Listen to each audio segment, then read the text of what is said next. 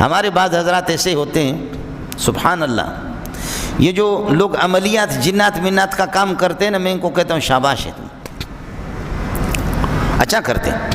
سمجھے؟ بعض ایسے ایسے بدمعاشوں کو دیکھا قسم خدا کی کہ ان کو تبلیغ والے غریب سمجھائیں، مولوی سمجھائیں، قرآن سمجھائیں، ان کو کچھ بھی نہیں ہوتا، لیکن کوئی جن من آ کر کے ان کو چڑھتا ہے نا،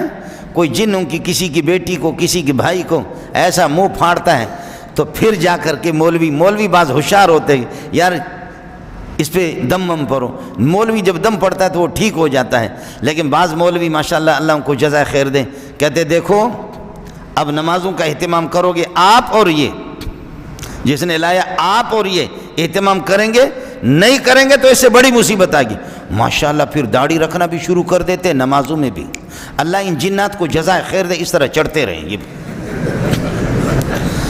اللہ پاک ان جنات کو جزائے خیر دے اس طریقے پر، یہی ورنہ تو یہ ہے کہ یہ قوم تو سدھرنے والی نہیں ہے۔ لاتوں کی بھوت بات کیا ہے، لاتوں کی بھوت باتوں کے کہاں مانیں گے، ان کو تو لات ہی چاہیے۔ اب جب کہ ان پر یہ حالت آ گئی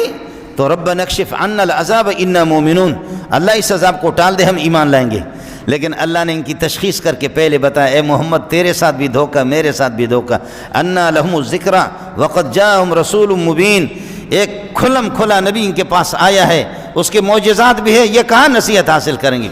انا کاشف العذاب قلیلا، تھوڑے زمانے کے لیے میں اللہ عذاب کو ہٹا دیتا ہوں، محمد کی دعاؤں سے بارش بھی برساتا ہوں، لیکن مجھے رب کو پتہ ہے انکم عائدون الی کفرکم، تم واپس کافر، تم میں کوئی فرق نہیں پڑے گا، ایسے ڈھیٹ ہو، اس قسم کے چیٹر ہو، مجھے معلوم ہے کوئی فرق نہیں پڑے گا۔